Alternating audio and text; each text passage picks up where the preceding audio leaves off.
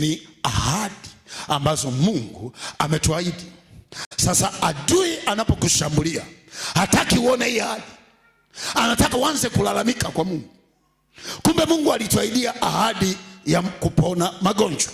Mungu alituahidia ahadi nyingine inaitwa security and defense, ulinzi na usalama. Hii ni ahadi ambayo Mungu alikuwa ameahidi kwa kila moja kwamba atakulinda. Na unaona Biblia inasema Bwana atakulinda na mabaya yote. Wai leo yale mabaya ndio yanayonipata. Sijui kama wapendwa mmewahi kujiuliza. Mungu anasema nitakulinda na mabaya yote. Mabaya ndio yanakupata wewe. Hauna wanja, hauna lipstick, hauna kikombe, hauna kijiko, hauna gari, hauna nyumba, hauna kila kitu. Umekaa hapo ni mtu wa kulalamika. Yaani yale mabaya yanasukuma kama kukufuatilia wewe. Tunang'oa kila ubaya wa mabaya ya kuzimu. Tunaweka ulinzi wa kimbingu. Yuko wapi mama mmoja mahali hapa au baba mmoja mahali hapa? Anasema nang'oa. Piga kelele, sema nang'oa kwa jina la Yesu. Haleluya.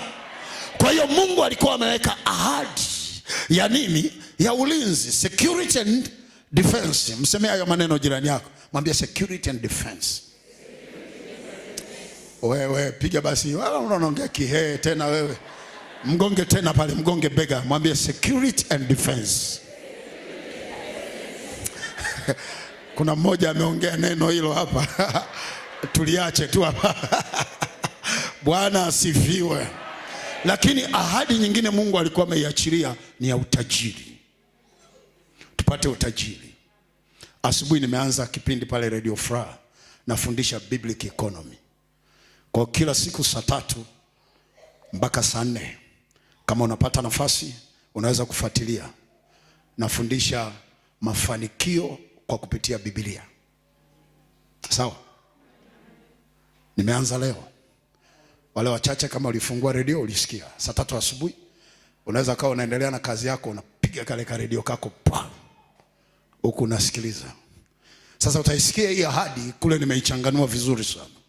Mafanikio ambayo Mungu anayaleta kwa kupitia Biblia ni yapi?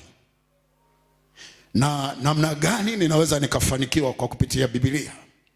Kwa hiyo hii ahadi ya utajiri na mafanikio Mungu alikuwa ameahidi tuwe nayo. Shetani amepambana nayo ili tusipate. Na zingine nitakusomea wakati mwingine.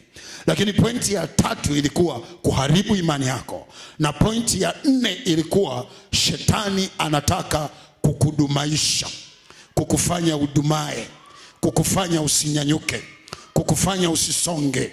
Yaani ubaki pale pale. Hatutadumaa kwa jina la Bwana.